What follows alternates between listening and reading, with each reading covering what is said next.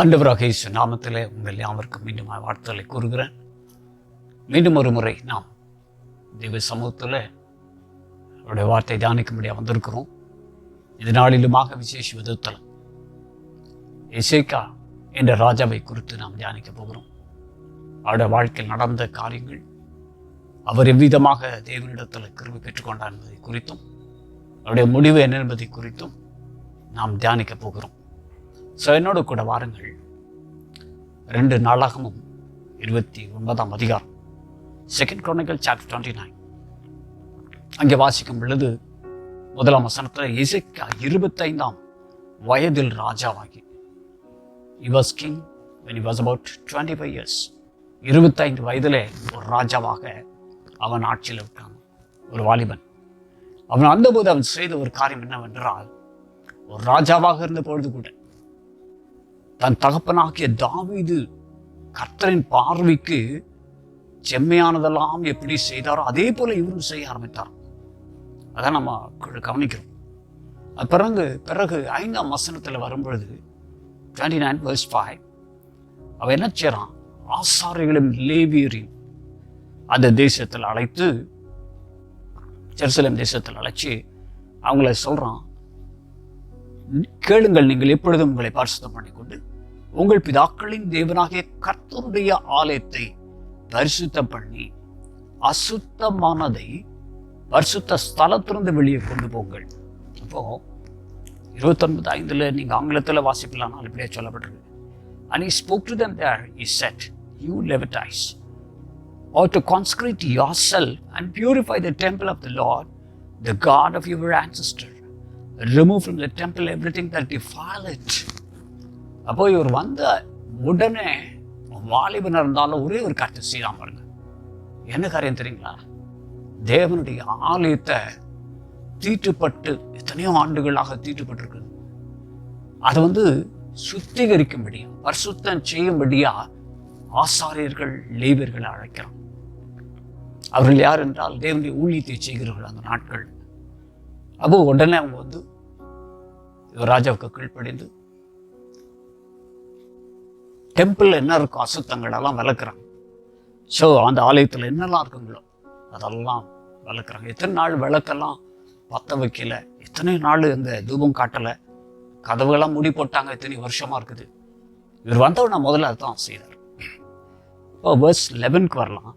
16ஆம் வசனம், என் குமாரரே, இப்பொழுதும் அசதியாய் இராதீங்கள், நீங்கள் கர்த்தருக்கு பணிவிடை செய்யும்படி அவருக்கு முன்பாக நிற்கவும், அவருக்கு ஊழியம் செய்கிறவர்களும் தூபம் காட்டுகளுமாய் இருக்கவும் அவர் உங்களை தெரிந்து கொண்டார். அப்போ இவர் அதான் இன்ஸ்ட்ரக்ட் பண்றார். அதாவது ஆட்சியில் வந்த உடனே தனக்கு என்ன வேணுமோ அதை செய்யல. அவன் வாலிபனா இருந்தா விட கர்த்தருடைய ஆலயத்தை குறித்து ஒரு தாகமும் ஏக்கமும் இருந்தது. மூடப்பட்டு எத்தனையோ வருஷங்கள் ஆகினது. அதை புதுப்பிக்கும்படி, அதை மறுபடியும் திறந்து, தேவனுடைய ஆலயத்தை திறந்து தேவன் அந்த இடத்துல மீண்டும் வரும்படியாக அவருக்குள்ள ஒரு பார்வை வந்தது. ஆக அவர் என்ன செய்யறாரு? இப்ப சொல்றாரு, நீங்க அசதியா இருக்க வேண்டும். So let me read in English also. My sons, be not now negligent, for the Lord hath chosen you to stand before him, to serve him, and that ye should minister unto him and burn incense. அப்போ அவர்களை கூப்பிட்டு முதலிடம் ஆண்டவருக்கு நீங்க பணி செய்யணும், அசதியா மாத்திரம் வராதிங்க. சரி, இது ஒரு ராஜாவுடைய வேலையே கிடையாதுங்க. ஆனா இவனுக்கு ஒரு பாரம் வந்துச்சு பாருங்க. அவர் லேவியரையும் ஆசாரியர்களும் அழைக்கிறார். He called the priesthood. அந்த நாட்டில் priesthood அவங்களை கூப்பிட்டு எச்சரிக்கிறார். அது மாத்திரமல்ல, பிறகு இந்த ஆலயத்தை சுத்தம் செய்த பிறகு அவர் என்ன சொல்றார் கேட்டீங்கன்னா, ஜனங்களுக்கு மெசேஜ் கொடுத்துருக்கிறார். எப்படி கேட்டீங்கன்னா, நீங்க இவ்வளவு நாள் உங்கள் பிதாக்களை போல உங்கள் கழுத்தை கடினப்படுத்தினது போதும், அவருடைய உக்கிரமான கோபம் உங்களை விட்டு திருப்பட்டும். ஏன்னா ஜனங்க சிறைவாசத்துல போயிட்டாங்க. They become a captive. தேவனை விட்டு அவங்க தூரமா போனதுனால அவங்க தேவனுடைய கோபத்துக்கு ஆளானாங்க. அதனால இஸ்ரவேல் ஜனங்கள் ஒரு காலத்தில் அழைக்கப்பட்ட ஜனங்களுக்கு இன்னைக்கு எதுவுமே இல்லாத, ஒரு மகிமையும் இல்லாத, ஜெபிக்கிறவங்க இல்லாத, தேவனுடைய பணிவிட வேலை செய்யாதவன், அதற்கு முன்பாக நிற்கிறவங்க யாருமே இல்லாம மூடப்பட்ட நிலையில இவன் ஒரு இனிஷியேட்டிவ் எடுக்கிறான் இந்த ராஜா. இப்போ என்ன சொல்றான்? 2 Chronicles chapter 30 verse 9 பாருங்க, நான் வாசிக்கிறேன். verse 8, இப்பொழுதும் உங்கள் பிதாக்களை போல உங்கள் கழுத்தை கடினப்படுத்தாதீங்கள், நீங்கள் கர்த்தருக்கு உடன்பட்டு அவர் சதா காலத்துக்கும் பரிசுத்தம் பண்ணினவருடைய பரிசுத்த ஸ்தலத்திற்கு வந்து உங்கள் தேவனாக கர்த்தரை சேவிங்கள், அப்பொழுது அவருடைய உக்கிரமான கோபம் உங்களை விட்டு நீங்கும்.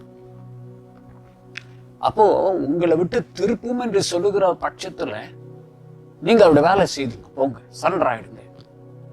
இது வரைக்கும் நீங்க ஸ்டாப் பண்ணிட்டீங்க, இது வரைக்கும் நீங்க பின்வாங்கிட்டீங்க, இது வரைக்கும் நீங்க தேவனுடைய பணியை செய்யல, அசதியா இருந்துட்டீங்க, தூபம் காட்டாமல் இருந்துட்டீங்க, அவருக்கு ஊழியஞ்சாமல் இருந்தீங்க, அவருக்கு முன்பாக நிக்கல, இப்போ அப்படின்னு செய்யுங்க. ஏன்னா அவருடைய உக்கிர கோபம் பாருங்க, அதுதான் தெரிஞ்சுக்கோங்க, உக்கிரமான கோபம். நம்ம எப்பெல்லாம் தேவனை விட்டு தூரமா போறோமோ, ஒருவேளை அது திருச்சபையா இருக்கலாம், திருச்சபை மெய்ப்பனா இருக்கலாம், திருச்சபைக்குள்ள மக்கள் இருக்கலாம், அழைக்கப்பட்ட பரிசுத்தவான்களாக இருக்கலாம், எந்த இடத்துல இருந்தாலும் சரி, ஒரு காலத்துல தேவனுக்காக முதலிடம் கொடுத்தவர்கள் இன்றைக்கு பின்வாங்க நிலையில் இருக்கும் பொழுது ரிசல்ட் என்ன தெரியுங்களா? அதனுடைய முடிவு அல்லது அந்த ரிசல்ட் என்று சொல்றோமே, அதுக்கு அந்த பலன் என்னன்னு கேட்டீங்கன்னா தேவனுடைய உக்கிர கோபம். அப்ப இந்த உக்கிர கோபம் வெளிப்பட ஆரம்பிக்கும். ஏன்னா அவர் நம்ம அழைச்சது ஒரு நோக்கம் உண்டு. There is a purpose for his call. So அதனால அவர் என்ன சொல்றாருன்னா, அவருடைய உக்கிரமான கோபம் உங்களை விட்டு திருப்பும்படியா நீங்க என்ன செய்யுங்க? சிறையாக்கப்பட்டவங்க சகோதரர்கள் அவருக்கு இரக்கத்தையும் கிருபையும் கர்த்தரத்துல கொண்டாடலாம். அப்படி என்னன்னு கேட்டீங்கன்னா, அவர் என்ன சொல்றான்? நீங்கள் கர்த்தருக்கு திரும்பினால் உங்கள் சகோதரரும் உங்கள் பிள்ளைகளும் தங்களை சிறைப்பிடித்தவர்களுக்கு முன்பாக இரக்கம் பெறுவதற்கும் இந்த தேசத்திற்கு திருப்புவதற்கும் அது ஏதுவாகும். உங்கள் தேவனாகிய கர்த்தர் கிருபையும் இரக்கம் உள்ளது. நீங்கள் அவரிடத்திற்கு திரும்பினால் அவர் தம்முடைய முகத்தை உங்களை விட்டு விலகுவதில்லை என்றார்கள். verse 9 தான் சொல்லப்பட்டிருக்காங்க. தேசமே அவர் அறிக்கையிடுறார், அந்த பக்கம் திரும்பிடலாம் சொல்லிட்டு. எசேக்கியாவுக்கு ஒரு பாரம் வந்தது பாத்தீங்களா? இவர் எல்லாத்துல அறிக்கையிடுறாரு. போய் அந்த நாட்கள்ல அஞ்சல்காரர் போஸ்ட்மேன் கொடுத்து அறிக்கை செய்றாங்க, எல்லாரும் வாங்க, நம்ம தேவனுடைய ஆலயத்தை, ஜெருசலேம் இருக்கிற தேவனுடைய ஆலயத்தை புதுப்பிக்கலாம். பஸ்கா பண்டிகை எத்தனையோ வருஷம் ஆச்சு, கொண்டாடல, so let's celebrate அப்படின்னு சொல்லிட்டு அறிக்கை ஆர்டர் பரப்பித்து அவங்க எல்லா இடத்துல போறாங்க. அதில் நிறைய பேர் கேலி பண்றாங்க, பரியாசம் பண்ணாங்க. அவங்க கொண்டு போற அந்த ஆர்டர்ஸை பார்த்து கேலி பண்றாங்க. அதுவும் எழுதப்பட்டிருக்கு பாருங்க. அப்படி அந்த அஞ்சல்காரர் எப்ரான் மனாசா தேசங்களில் செபுலோன் மட்டும் ஊரூராக தெரிந்தார்கள். ஆனாலும் அவர்கள் இவர்களை பார்த்து நகைத்து பரிகாசம் பண்ணினார்கள். எப்பெல்லாம் தேவனுடைய வேலையை செய்ய நீங்க எழும்புறீங்களோ, கர்த்தருக்கா தீவிரமா போறீங்களோ, நீங்க அழைக்கப்படலாம், அழைக்கப்படாம இருக்கலாம். Maybe you are working, you are secular, நீங்க உலக பிரகாரமான காரியத்தில் இருக்கலாம், நீங்க வேலை செய்து கொண்டிருக்கலாம். ஆனா எசேக்கியா எப்பொழுது நன்மையான ஒரு காரியத்தை செய்ய தொடங்கினார், ஒரு ராஜா, people are mocked at him, அவனை பரியாசம் செய்வதற்காக எல்லாரும் எழும்புவாங்க. This is what's going to happen when you do the good things.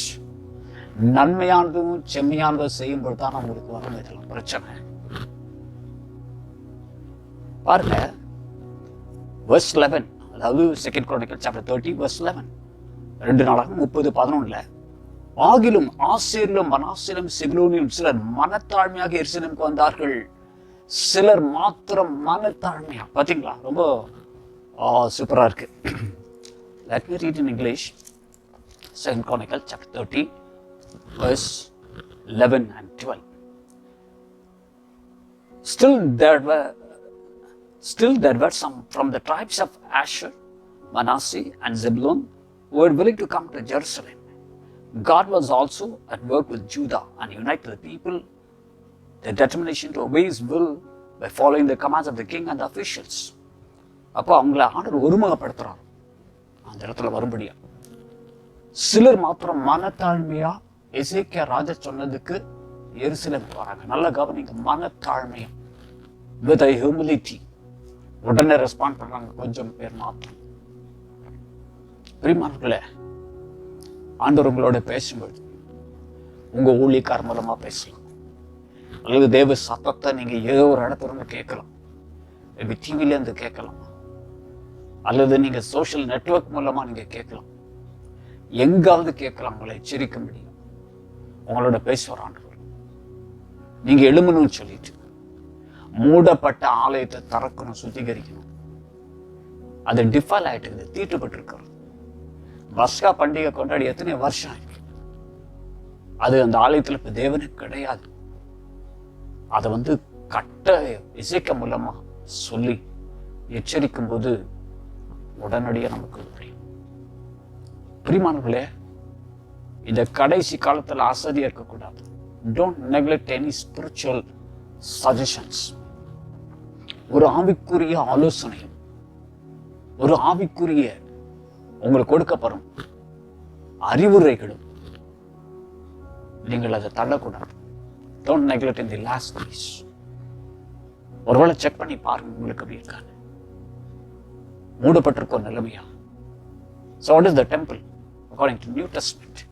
புதிய ஏற்பாட்டின் பிரகாரம் டெம்பிள் என்பது எதை குறிக்கிறது? நான் வாசிக்கிறேன், நீங்க எடுத்தீங்கன்னா நேரமாகும். 1 Corinthians chapter 6 verse 19.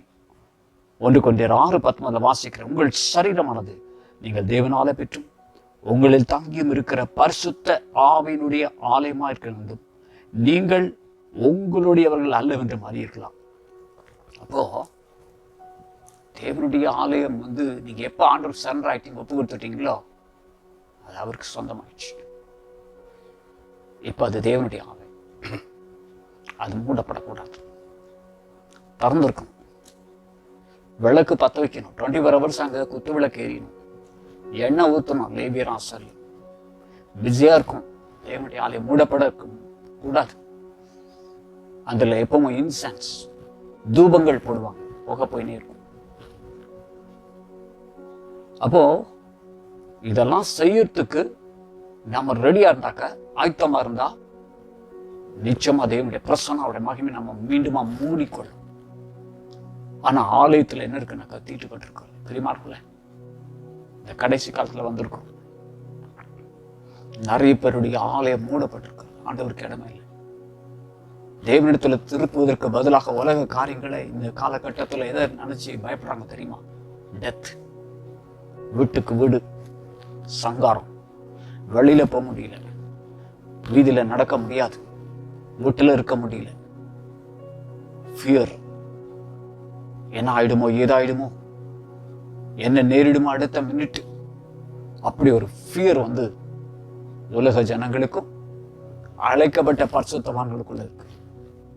ஏனென்றால் அடைக்கப்பட்ட உங்களுடைய ஆலயம் திறந்து விட வேண்டும். பிரியமானவர்களே, அருமையான ஊழியக்காரர்களே, நீங்க தேவனுடைய ஊழியத்தொத்தமான ஊழியத்தை செய்யும்படியா உங்களுடைய ஆலயத்தில் இருக்கிற தீட்டுப்பட்டதெல்லாம் வெளியே கொட்டுங்க. தேவனுடைய ஆலயம் ஒரு காலம் தீட்டுப்படக்கூடாது. அங்க எல்லாரும் மனுஷரும் வருவாங்க, பலவிதமான ஜனங்கள் வருவாங்க. ஆனா சத்தியம் பிரசங்கிக்கப்பட வேண்டும். மனிதனுக்கு பிரியமான வார்த்தைகள் அல்ல, மனிதனுடன் தன்னை மெச்சுக்கொள்ள வேண்டும் என்று சொல்லி அந்த பிரசங்கம் அல்ல. பலிபீடத்துல அக்கினி எரிந்து கொண்டிருக்க வேண்டும். ஆக ஊழியக்காரர்கள், உங்களுக்கு ஒரு செய்தி, உன் ஆலயம் மூடப்படக்கூடாது.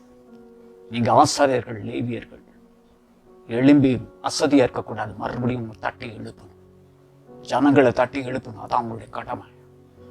ஏன்னா நீங்க சாதாரணமானவர்கள் அல்ல. கர்த்தர் உங்கள் ஆசாரியர்கள், லேவியர்கள். So you're a priest and Leviticus. Leviticus உங்களை தெரிஞ்சிருக்கிற ஆண்டவர் லேவியரா தெரிஞ்சிருக்கிறார். நீங்க ஊழியம் செய்யும்படி உங்களை அழைக்கப்பட்டோம். So stand in the temple. தேவனுடைய ஆலயத்தில் நில்லுங்க. அது மூடப்படக்கூடாது. அப்படியே எசேக்கியா செய்தாரு. எல்லாருக்கும் அறிக்கை கொடுத்தாரு. எல்லாரும் வந்தாங்க, பஸ்கா பண்டிகை கொண்டாடுறாங்க. ஆனா எழுதியிருக்கிறபடி அநேகர் பரிசுத்தம் இல்லாம பஸ்கா பண்டிகை கொண்டாடிட்டாங்க.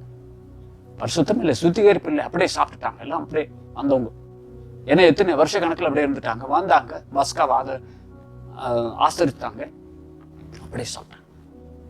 அப்போ உடனே எசேக்கியா என்ன செய்யறார் தெரியுமா? அங்கவும் அவர் போயிட்டு ஆண்டவர்கிட்ட போய் கதறார். அதாவது நான் வாசிக்கிறேன் பாருங்க, 2 Chronicles chapter 30 verse 18, 18 வாசிக்கிறேன். அது என்னவென்றால், எப்ராம், மனாசே, இசக்கார், செபுலோன் மனுஷர் ஏராளமான அநேக ஜனங்கள் தங்களை சுத்தம் பண்ணி கொள்ளாதிருந்தும் எழுதித பிரகாரம் பஸ்காவை சாப்பிட்டார்கள். சுத்தம் பண்ணாத அப்படி சாப்பிட்டாங்க. இதற்கு உடனே என்ன தெரியுமா சொல்யூஷன் பாருங்க? எசேக்கியா போயிட்டு விண்ணப்பிக்கிறார் தேவ சமூகத்தில் வச்சு, ஆண்டவரே இந்த ஜனங்களுடைய பாவத்தை மன்னிங்க, கிருபையுள்ள தேவன் மன்னிப்பராக. அடுத்த வசனத்துல 20ஆம் வசனத்துல பாருங்க, verse 20, கர்த்தர் எசேக்கியா விண்ணப்பத்தை கட்டி ஜனங்களுக்கு அனுகூலம் செய்தார்.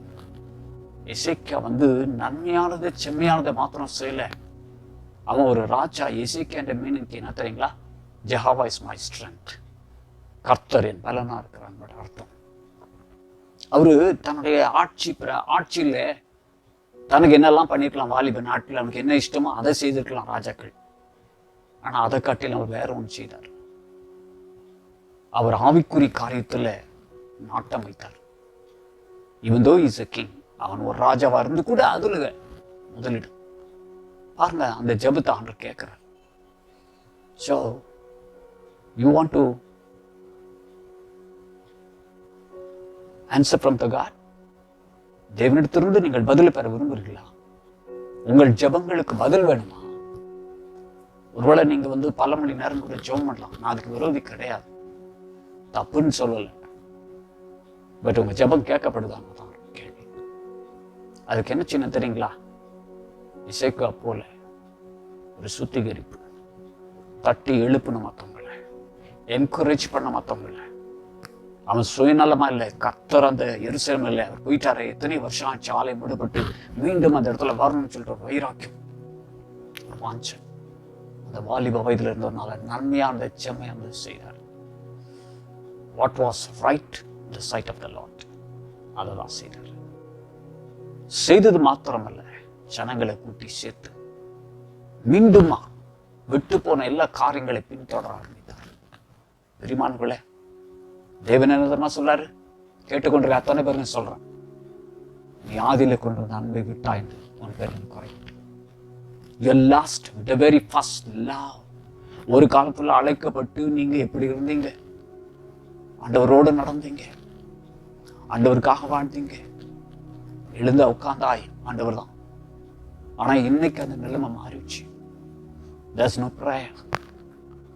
ஒரு ஜெபம் இல்லை, ஒரு பயம் இல்லை. இந்த காலகட்டத்தில் நுழைஞ்சிட்டோம். இங்க பாருங்க, எசேக்கியா விண்ணப்பத்தை கேட்டு தேவர் அனுகூலம் செய்தார். ஒரு ராஜாங்க, லேவியர்கள் ஜெபிக்கல, ஆசார்கள் ஜெபிக்கல, அவங்களும் அதை கொண்டாடினாங்க. அவங்களே சுத்தம் இல்லாம பரிசுத்தம் பண்ணி கொள்ளாம ஆசரிச்சுட்டாங்க. அதனால ராஜா போய் ஜெபிக்கிறார். பாருங்க, அதே 27ஆம் வசனத்துல 2 Chronicles chapter 30 verse 27, லேவியரான ஆசாரியர்கள் எழுந்து நின்று ஜனங்களை ஆசீர்வதித்தார்கள். அவருடைய சத்தம் கேட்கப்பட்டு அவருடைய விண்ணப்பம் அவருடைய பரிசுத்த வாசஸ்தலமாக பரலோகத்திலிருந்து எட்டினது. எல்லாரும் சேர்ந்து ஜெபம் பண்றாங்க. It reach the heaven. A corporate prayerங்க. இந்த கடைசி நாள்ல இருக்கிறோம். எங்க பார்த்தாலும் டெத், கொரோனா வைரஸ்னால் people are dying everywhere. The tragedy is that nobody cares. ஏன்னா அவங்களால அந்த மாதிரி ஒரு சுச்சுவேஷன் இல்லைங்க, சூழ்நிலை இல்லை. நம்ம பாதுகாத்துக்கொள்ள வழி இல்லைங்க. மற்றவளை பாதுகாக்கிற நிலைமை இந்த நாட்கள் இல்லை, அடைக்கப்பட்டிருக்கு. ஆனா அவங்க ஒண்ணு செய்தாங்க, எல்லாரும் சேர்ந்து ஜெபம் பண்ணாங்க. பாருங்க, முதல்ல அதுக்கு எசேக்கியா தான், பிறகு ஜனங்கள்லாம் சேர்ந்து கூடி ஜெபம் பண்றாங்க. பாருங்க, அந்த விண்ணப்பம் பரிசுத்த வாசஸ்தலமாக பரலோகத்துல எட்டினது. ரிமெம்பர், உன்னுடைய சபையில ஜெபம் இருக்கா செக் பண்ணி பாருங்க. Maybe you have a beautiful choir.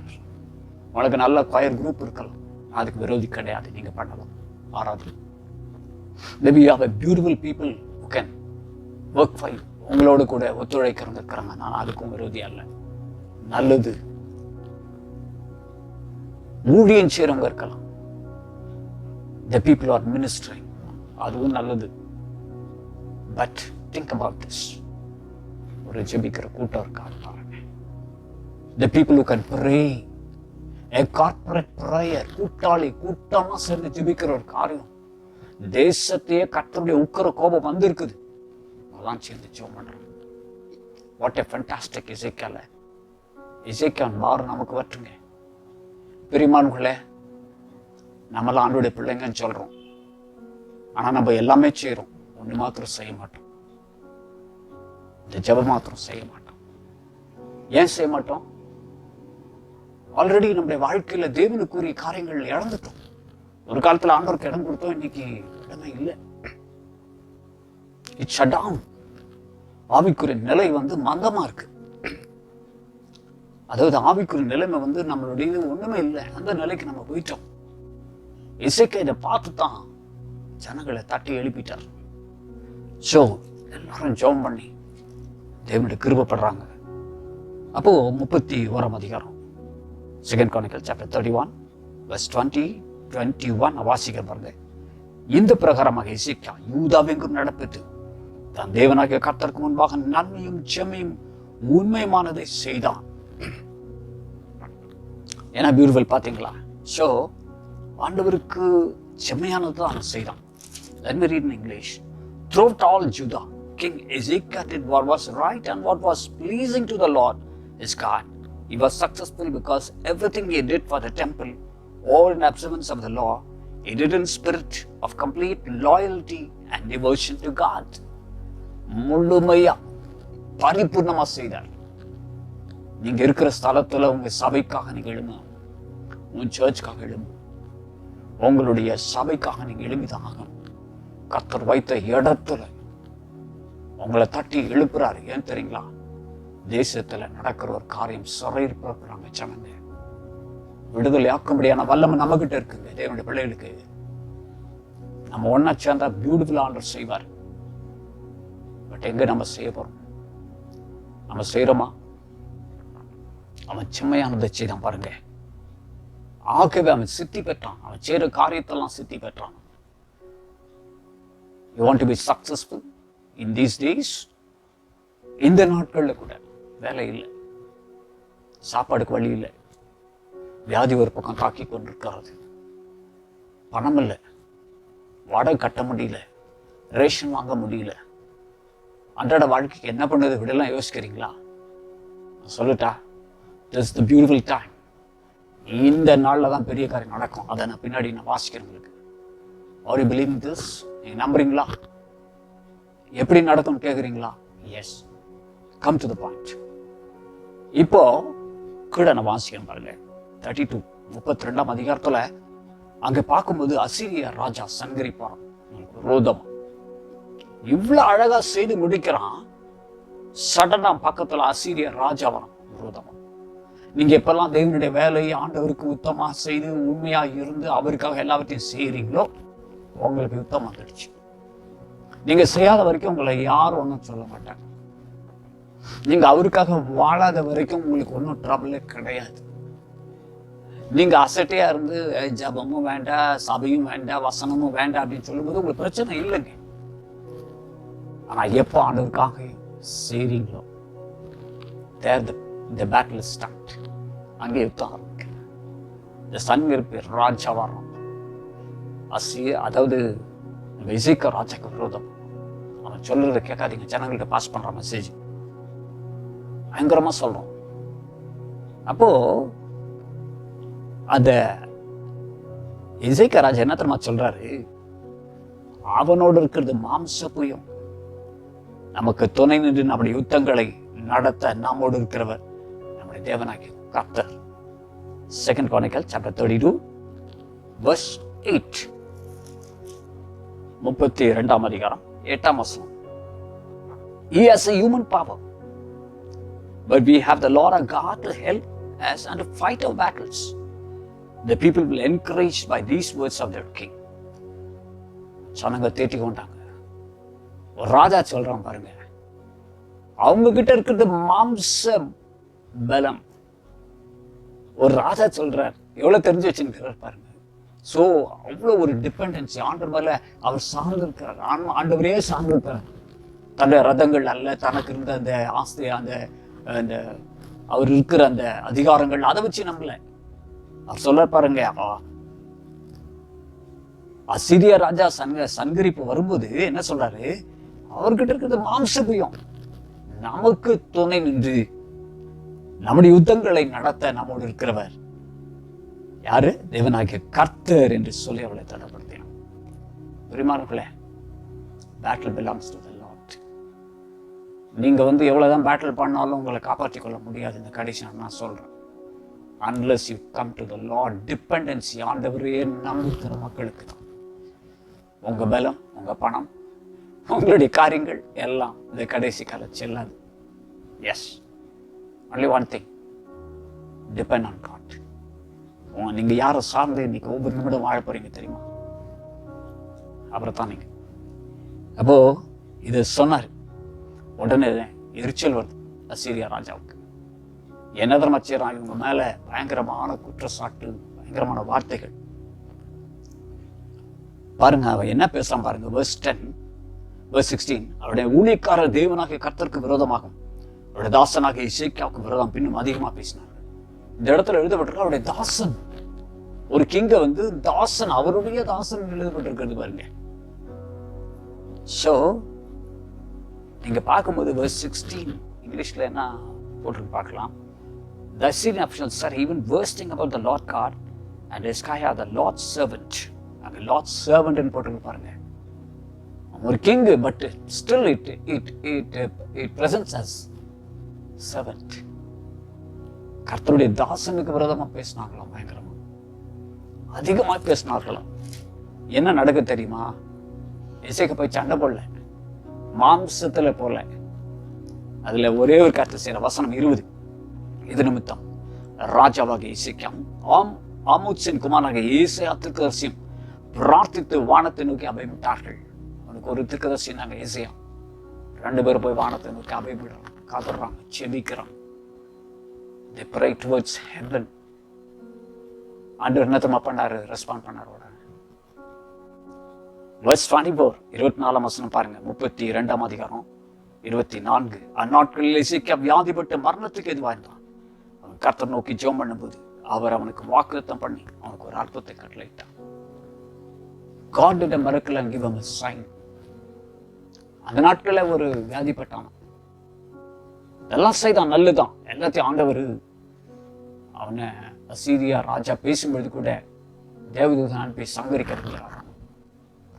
அசீரியா ராஜா பக்கம் நிறைய பேர் செத்து போறான். அது பிறகு கொஞ்ச நாள் ஆயிட்ட உடனே எசேக்கியா ராஜா வியாதிப்படுறார். வியாதிப்படும்போது அவனுக்கு ஒரு அடையாளத்தை கொடுத்து மிரக்கல் கட்டளை, ஒரு அற்புதம். பெரும்பான்மைக்குள்ள you need a miracle in this last days. நீங்க ஒன்னே ஒன்று செய்யுங்க. உங்களுடைய ஆவிக்குரிய நிலை இடிந்து போயிருக்கிறத எழுந்து காட்டுங்க. எழுந்து காட்டுங்க. Don't be just negligent. உங்களுடைய ஆவிக்குரிய வாழ்க்கையில அசதியா இருக்காதீங்க. இது அசதியா இருக்க நேரம் இல்லைங்க. முழு உலகம் டெத்துல போயிருக்குதுங்க. எங்க திரும்பி பார்த்தாலும் எதை எடுத்தாலும் டெத் டெத் டெத். சாதாரணமா இல்லை. காதுல கேட்க முடியாது, கண்ணுல பார்க்க முடியாது, அந்த மாதிரி நிலைமை. நீங்களும் நானும் வானத்தை நோக்கி அபயமிடுற நேரம். Not that just simply neglect everything. எல்லாத்தையும் கேட்டா ஐயோ பாவம் சொல்லிட்டு நெக்லெக்ட் பண்ற டேஸ் கிடையவே கிடையாது.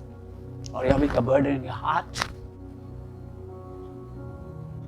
எசேக்கியா வியாதிப்பட்டான், ஜெபம் பண்ணான், கர்த்தர் கேட்ட ரெஸ்பாண்ட் பண்ணார்.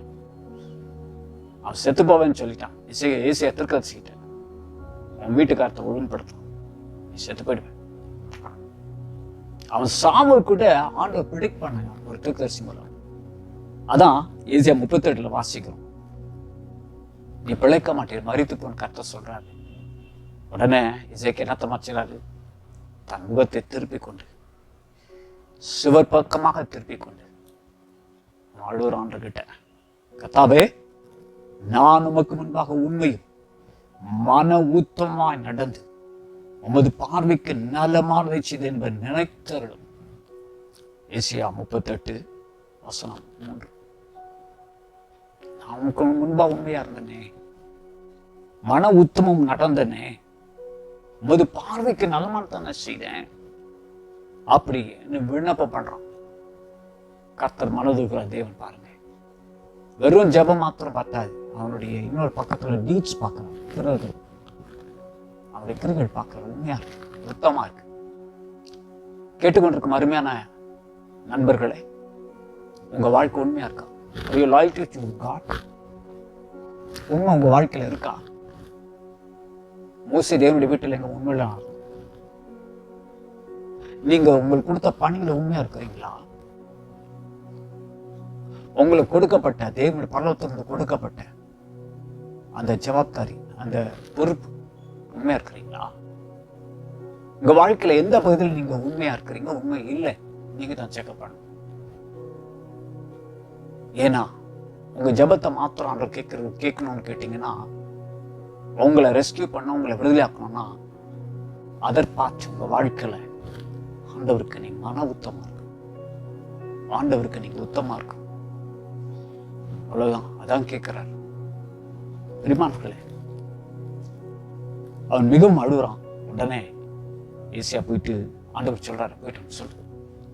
உடனே இவர் வந்து சொல்றாரு, உன் விண்ணப்பத்தை கேட்டு உன் கண்ணீரை கண்டேன், இதோ உன் நாட்களோட 15 வருஷம் கொண்டுவேன்.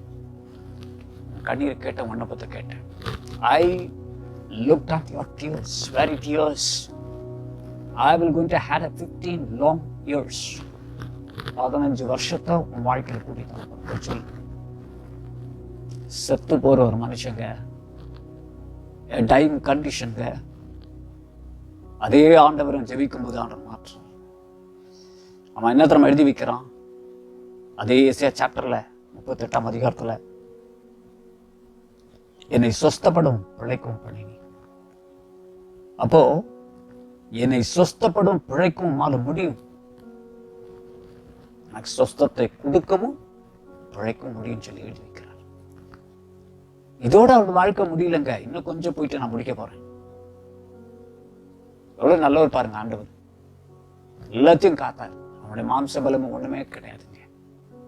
அவனுடைய ஆரம்பம் வந்து ரொம்ப ஃபேண்டாஸ்டிக்கா இருந்துச்சு, வாலிபம்.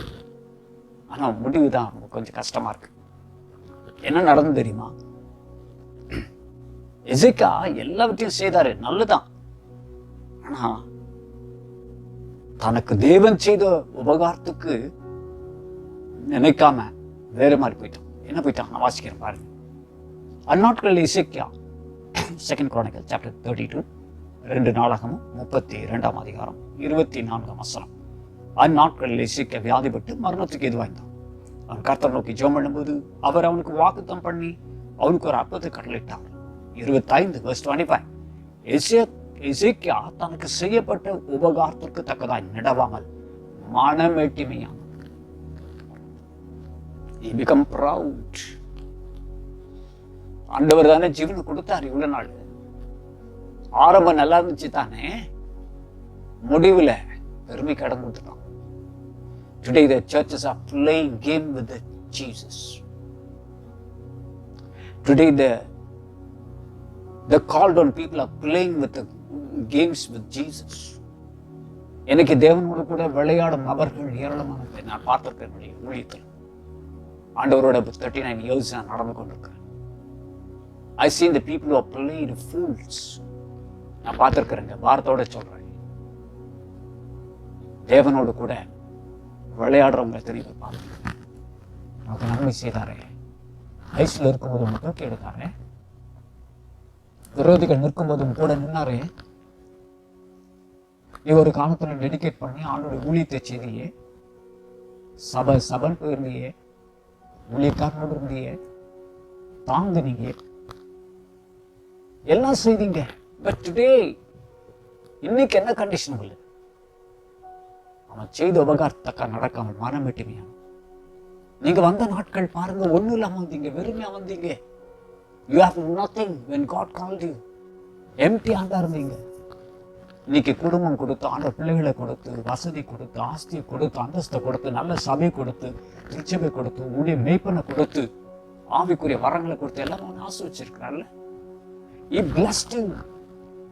ஆனா இப்பதான் இப்பதான் டேஞ்சரஸ் லெவல் நம்மளுக்கு வருது. மனமேட்டிமையா. I will tell you, this is very difficult stage. I'll read in English, please. So, 2 Chronicles chapter 32, verse 25. But Hezekiah was too proud to show gratitude for the Lord had done for him. மனமேட்டுமே நடக்கிறீங்களா உங்க வாழ்க்கையில? எனக்கு ஆண்டவர் எல்லாம் கொடுத்துட்டாரு, இனி என்ன தாழ்த்த வேண்டிய அவசியம் இல்லை நினைக்கிறீங்களா? நீங்க யாருனாலும் சத்தத்தை கேட்கணும். சரி, if you humble yourself, நீ மனம் திரும்பி நீங்க தாழ்மையா நடந்தா மாத்திரம் கற்றுட திரும்ப உங்க வாழ்க்கையில. I've seen in my 39 years, 39 ஆண்டுகள் நான் பார்த்தேன். இந்த ப்ரௌட்னஸ் எங்க தெரியுமா இருக்கு? வேதனையோட சொல்றேன். ஊழியக்கார மத்தியில பயங்கரமா இருக்கு. ஜாதிகள் பிரிஞ்சிருக்கிறாங்க, சபைகள் மொழிகளாக பிரிஞ்சிருக்கிறாங்க. வெளியில வசனத்தை சொல்றாங்க, but they are in the heart, இதயத்துல ப்ரௌடா இருக்கிறாங்க. மனமேட்டிமை. அவனுடைய எண்டு பார்க்கணும். எசேக்கியாவுக்கு எண்டு. உங்களுக்கு ஆண்டவர் வரங்களை கொடுத்துட்டாரு, வல்லமை கொடுத்துட்டாரு, நல்ல பொசிஷன்ல கொண்டாட்டாரு, மேன்மை பாராட்டீங்க. Ever and ever, don't bring your self glory. உங்கள்கிட்ட செல்ஃப் எக்ஸால்டேஷன், தன்னை மேன்மைப்படுத்துற ஒரு காரியம் நமக்கு வேண்டாம். செல்ஃப் குளோரிஃபிகேஷன், சுய மகிமை தேடாதீங்க. உங்க எண்ணத்தையும் உங்களுடைய ஆலோசனை நிலையும் காட்ட ஒருவர் அறிவார். இது கடைசி காலங்கள், நியாய தீர்ப்பின் காலம் வந்திருக்கு. நான் சொல்றது ஃபைனல் ஜட்ஜ்மெண்ட் அல்ல. வெள்ளை சிங்காசனத்திற்கு மேல இருக்கிற அந்த இதை சொல்லலை. உலகத்திற்கு ஒரு தீர்ப்பு வருது. வருகை கொண்டாக நடக்கும். இது வரைக்கும் நடக்காத சம்பவங்கள்லாம் நடக்க போகுது. உலகத்துல இது வரைக்கும் இல்லாத உபத்திரங்கள்லாம் வரப்போகுது. இனி ஊரே உலகமே அடைக்கப்பட்டிருக்காங்க.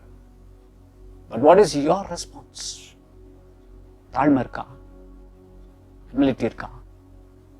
அவன் மனமட்டி மாய்த்தான், விழுந்து போயிட்டான். அவனுடைய லைஃப் அவ்வளவுதான். கர்த்தர் கைவிட்டார். Pride prevents God from drawing close to us. உன்னுடைய மெட்டிமை கர்த்தருடன் இணையாதபடி செய். சோ உன்னுடைய ஊழியக்காரோ, உன்னுடைய விசுவாசிகளோ உன்னை திருத்த முயற்சித்தா விட்டு கொடுத்துரு. Somebody may point out your weaknesses and maybe they want to correct you. உங்களை திருத்த அல்லது அவங்களுடைய சில மோசம் நமக்கு எல்லாருக்கும் இருக்கும் மோசமான சில காரியங்கள், அதை அக்செப்ட் பண்ணிக்கலாமே, அதை ஏற்றுக்கொள்ளுங்க. Don't say that I know everything. இந்த மேட்டி மேல விழுந்து போனவங்க எத்தனை பேர் நான் பார்த்துருக்கேன்னு தெரியுமா? ஒரு காலத்துல ஜோன்னு இருந்தாங்க, ஏன்னா அவங்க தாழ்மை இருந்துச்சு. ஆனா இந்த நாட்டில் விழுந்து போனவங்களை நான் பார்க்குறேன். everywhere I can see the people are the called out people. நான் சொல்றேன், நம்ம காட்டின உலகத்தாத்து நிறைய தாழ்வு. I've seen that. நமக்கு தான் அந்த meeting. we are something. God has blessed me. எனக்கு ஆண்டவர் நல்ல ஒரு மகிமை கொடுத்துருக்காரு. ஏன்னா ஆண்டவர் தண்டிக்கிற தேவன் இல்லையே, கிருபை. So that's why we want to be manifest our proudness. மாம்சத்தை காட்டுறோம். பட் ஒரு காலத்துல எசேக்கியா தன்னை தாழ்த்தினார். என்னுடைய பலம் இல்லப்பா, உலகத்தின் பலன் இல்லை, மாம்ச பலம் அவங்க கிட்ட இருக்குது. ஆனா நம்மோடு இருக்கிறவர் கர்த்தர் நமக்கு ஆயுதம் செய்வார். How many of you come out from the place where the God kept you? ஆண்டவர் வைத்த இடத்திலிருந்து எத்தனை பேர் வெளியே வந்துட்டீங்க? Today you are humble yourself. கேட்டுக்கொண்டிருக்க யார் இருந்தாலும் சரி, நீங்க you just humble yourself. உங்களுடைய வாழ்க்கையில் ஒருவேளை கடைசி கட்டத்தில் இந்த மேட்டிமை வரும். யாருக்கும் நான் அடங்க மாட்டேன், எல்லாம் எனக்கு தெரியும், நான் வளர்ந்துட்டேன் அப்படின்னு சொல்லி இருக்கும் பொழுது உங்களுக்கு ஆண்டவர் பதில் கொடுக்க விரும்புகிறேன். பிகாஸ் நீங்க வந்த நிலைமை பாருங்க. நீங்க ஆரம்பத்தில் வந்தபோது ஆண்டவர்கிட்ட நீங்க எப்படி இருந்தீங்க யோசனை பண்ணி இப்போ எப்படி இருக்கிறீங்க பாருங்க. Comma, don't be proud about your anything. உன்னுடைய ஆத்த மக்களை குறித்தோ, உன்னுடைய சபை குறித்தோ, உன்னுடைய மந்தை குறித்தோ, உனக்கு இருக்க லக்ஸரி லைஃப் குறித்தோ, உனக்கு கொடுத்த வசதிகளை குறித்தோ, உனக்கு கொடுத்த எல்லாவற்றையும் குறித்து மேன்மை பாராட்ட உனக்கும் எனக்கும் ஒண்ணுமே கிடையாது. Everything's from God. You want to be humble yourself. நம்ம தாழ்த்தி ஜெபம் பண்ணனா கார்ப்பரேட் ஜெபங்க தேசத்துக்கு சேமத்தை அளிப்பார். கர்த்தர் இறக்கம் பாருங்க தேசத்துக்கு. நம்ம ஜெபம் கேட்கப்படும். ஏன்னா நம்முடைய யுத்தம் செய்கிறவர் சாதாரணமானவர்கள் கர்த்தர். அதனால இன்னைக்கு பிரியமானவர்களே, இந்த வார்த்தை கேட்டார் யார் இருந்தாலும் சரி, அவன் மனமெட்டி மேல விழுந்து போயிட்டான். நம்ம அப்படி செய்யக்கூடாது. நம்முடைய ஆலயம் மூடப்படக்கூடாது, தீட்டுப்படக்கூடாது. நம்ம இன்னைக்கு சுத்திகரிச்சு 100% போகலாம். கடைசியாக பிரியமானவர்களே, எசேக்கியாவுக்கு மிகுதியான ஐஸ்வர்யம் கணமும் உண்டாயிருந்தது. வெள்ளியும் பொன்னும் ரத்தினங்களும் கந்தவர்களும் கேடுங்களும் வினோதமான ஆபரணங்களும் வைக்கும்படியான பொக்கிஷ சாலைகளையும் தானியம் திராட்சரசும் எண்ணெய் வைக்கும்படியான பண்டக சாலைகளும் சகல வகையுள்ள மிருக ஜீவன்களுக்கு கொட்டாரங்களையும் மந்தைகளுக்கு தொழுத்தையும் உண்டாக்கினார். இவ்வளவு ஆசீர்வச்சார். ஆனா அதற்கு தகுந்தாப்புல நடக்கல. மனமெட்டிமையான கர்த்தர் அவனை சோதனை கைவிட்டார். பைபிளில் சொல்லப்படுறது அவனை சோதிப்பதற்காக கைவிட்டுட்டார். பிரியமானவர்களே, இதுவரைக்கும் உங்களுக்கு எல்லாத்தையும் ஆண்டு கொடுத்திருக்கிறார். நீங்க வெறுமை வந்தீங்க, இன்னைக்கு ஆண்டு முழுமையா வச்சிருக்கிறார். எல்லாவற்றையும் கொடுத்திருக்கிறார். நம்ம ஆண்டவருக்கு ஹம்பிள் ஆசல் நம்மை தாழ்த்தி ஆண்டோடத்துல தொடர்ந்து கடந்து செல்லலாம். தேவன் நம்மை ஆசீர்வதிக்கட்டும். ஜெபிக்கலாமா? நம்ம கண்களை முடியாமல் அன்பின் பிதாவை நல்ல விளைக்கா துதிக்கிறோம். இந்த வசனத்தை கேட்ட யாவர் மேலும் உம்முடைய ஆசீர்வாதமான பிரசங்கம் கடந்து பெறட்டும். எசேக்கியாவை குறித்து தியானிக்கும் பொழுது அவருடைய ஆரம்பம் நன்றாதான் இருந்தது. திடீர் பல நிலைகளில் கடந்து சென்று எசேக்கியாவுடைய ஜெபத்தை கேட்டு ஆண்டவரே கர்த்தர் இறக்கம் வைத்து இதுகாலம் முடிவு வருது நடத்தினீரப்பா. வியாதி வந்த போது கூட கர்த்தர் மாற்றினீர். ஆனாலும் எசேக்கியாவின் முடிவை பார்க்கும் பொழுது கர்த்தர் செய்த உபகாரத்துக்கு அவன் நன்மையாக நடக்காமல் மேட்டிமையாக நடந்தான் வாசிக்கிறோம். கர்த்தர் நாளில் எங்களுக்குள்ள இந்த மாதிரி ஒரு ஆவி வராதபடிக்கு எங்களை தாழ்த்தி கர்த்தர் ஒப்பு கொடுக்கிறோம். கேட்கிற அத்தனை பேருக்கும் உங்களுடைய தாழ்மையின் பிரசனம் இப்பொழுதை கடந்து செல்வதாக ஒவ்வொரு குடும்பத்திலும், ஒவ்வொரு இதை கேட்டுக்கொண்டிருக்க ஒவ்வொரு செவிகளிலும் இந்த தாழ்மையின் பிரசனம் கடந்து செல்லட்டும். ஆசீர்வதி இயேசு கிறிஸ்து வல்லமுள்ள நாமத்தில் இந்த பணியோடு செபிக்கிறோம் பரிசுத்த பிதாவே. ஆமென். ஆமென். God bless you. ஆமென்.